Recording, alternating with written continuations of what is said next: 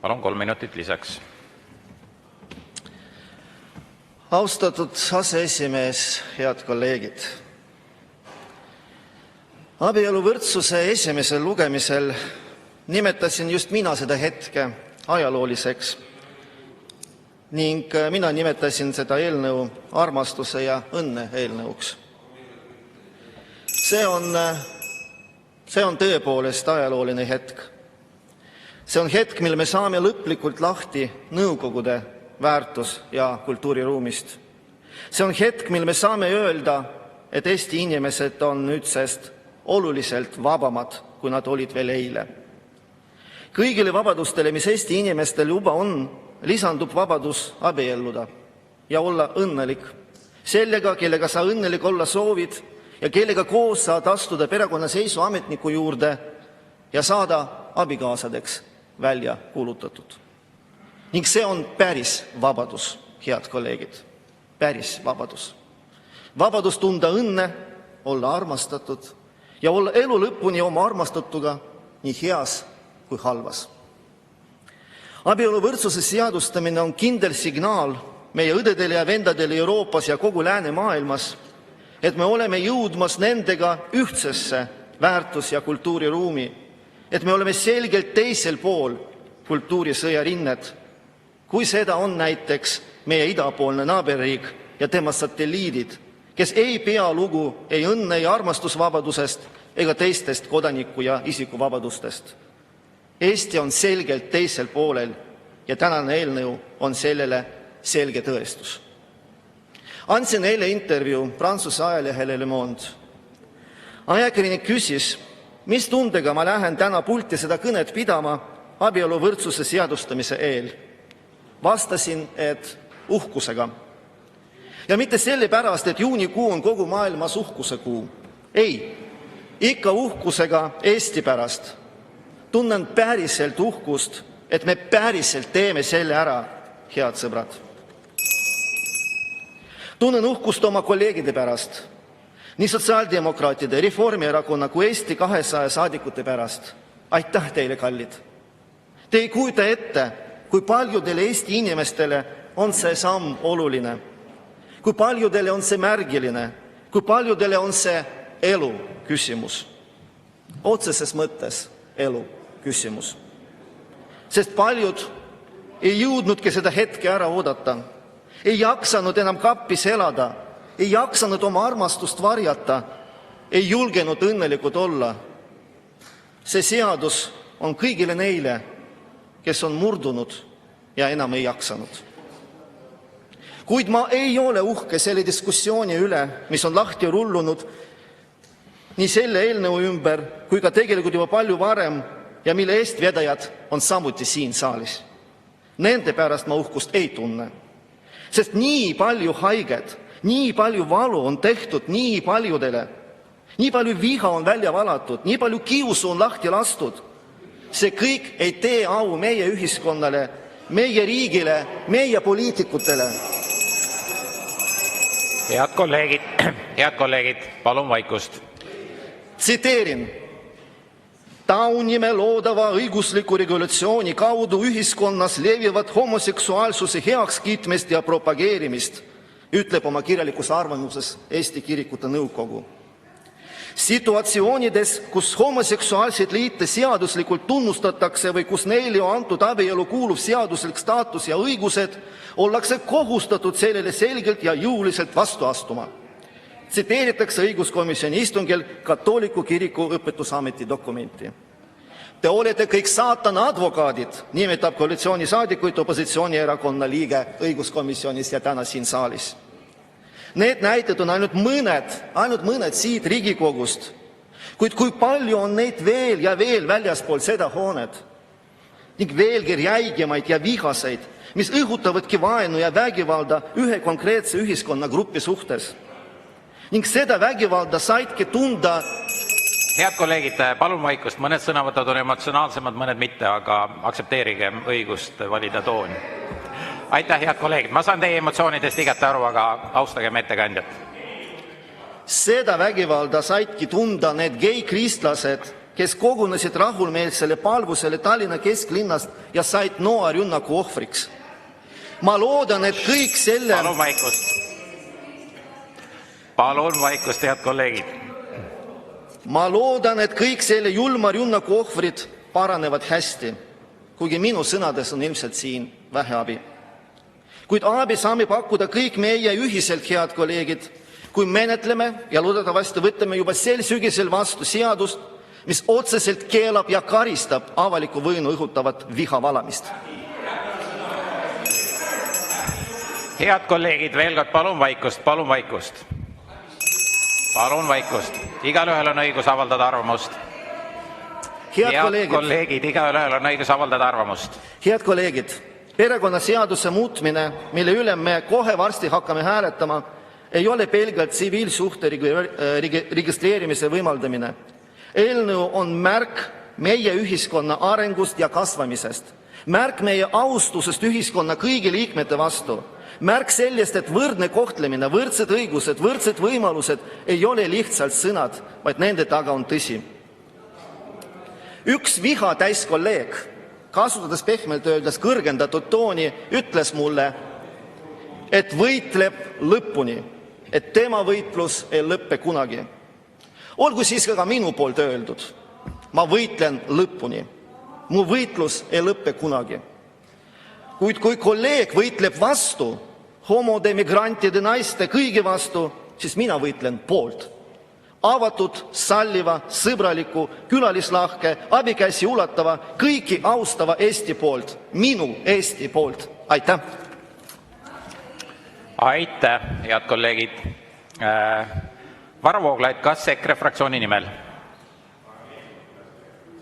Väga vabandan, siis Riigikogu liikmena Varro Vooglaid, palun.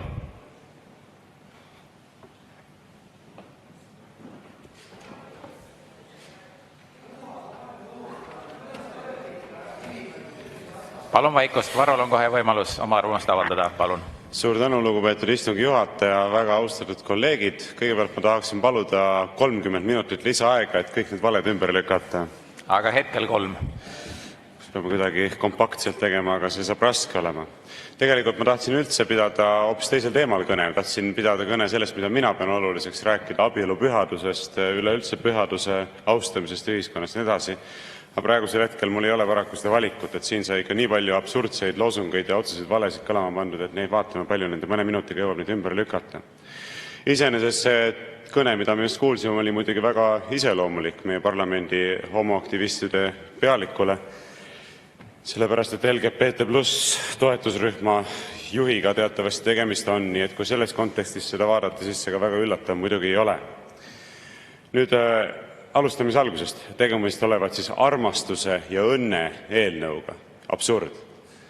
Kuulge, selleks, et inimesed saaksid teineteist armastada, ei ole neil küll vaja mitte mingisugust riiklikku staatust ja mingit suhet kuidagi formaliseerida. Isad armastavad oma poegi, sõbrad armastavad teineteist, kõik võimalike vormis armastust on olemas, aga kuidagi ei saa öelda, et see armastusel oleks võimalik teostuda ilma, et sellele antaks siis võrdne staatus abieluga.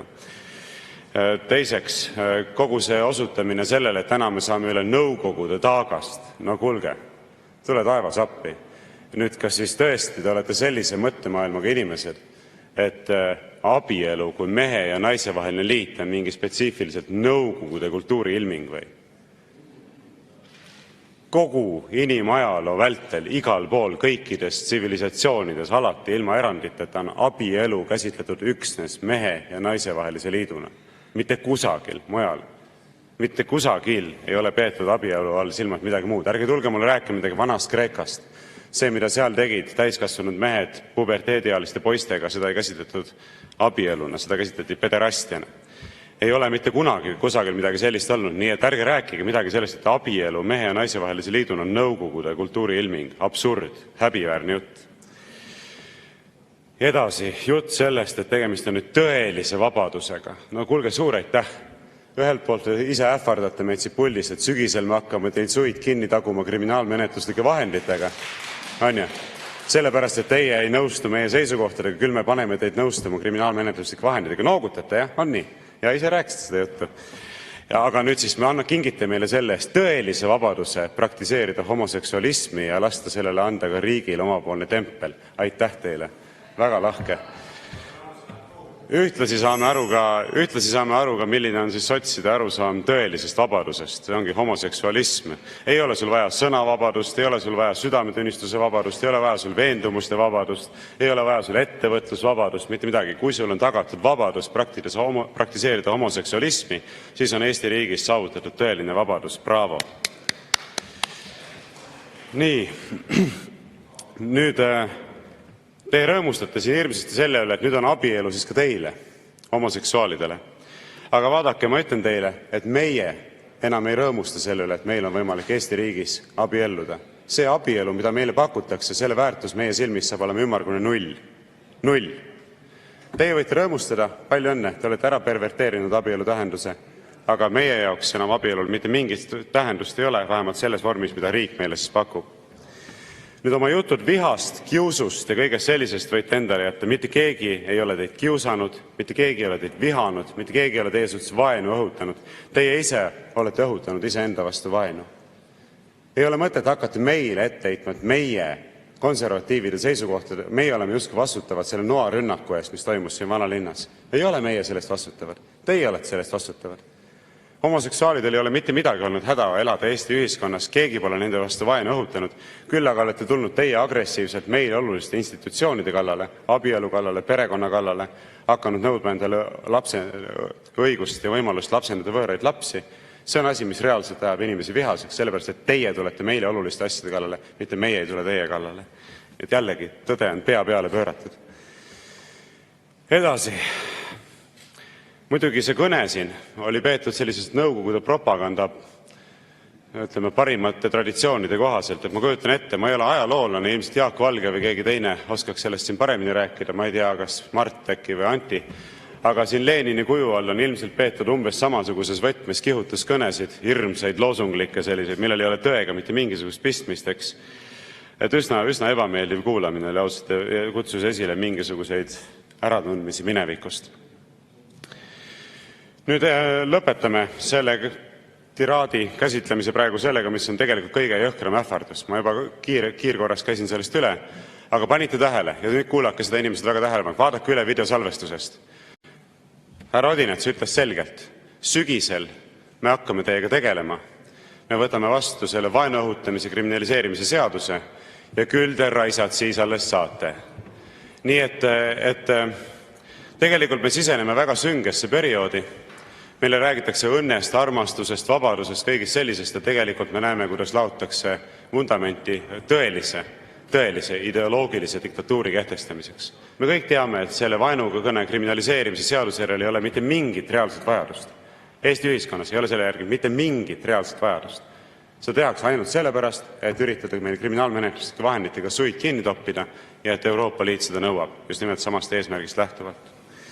Muuseas, varsti läheb hääletamiseks sellesama homoabielu seadustamise eelnõu üle. Ma juba ennem ütlesin, et elementaarse poliitilise kultuuriga riigis mitte kunagi ei seotaks valitsuse usaldusega eelnõud, mille keskmes on väga tõsine eetiline küsimus.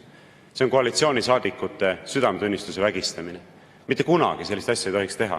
Tehnilise iseloomuga eelnõusid võib siduda valitsuse usaldusega, kas tõstame maksu 1% või tõsta, aga moraalseid küsimusi ei tohi, sest inimesed pannakse kahvlisse. Ja kui te nüüd mõtlete selle peale, kas hääletada selle eelnõu poolt või mitte, siis küsige endalt üks küsimus. Miks on seda seadust vaja? Miks on seda Eestis reaalselt vaja? Ja tooge välja kas või üks asi, mida ei oleks võimalik saavutada kooseluseadusega, aga on võimalik saavutada abielu ümbermääratlemisega. Selliseid asju ei ole. Aitäh!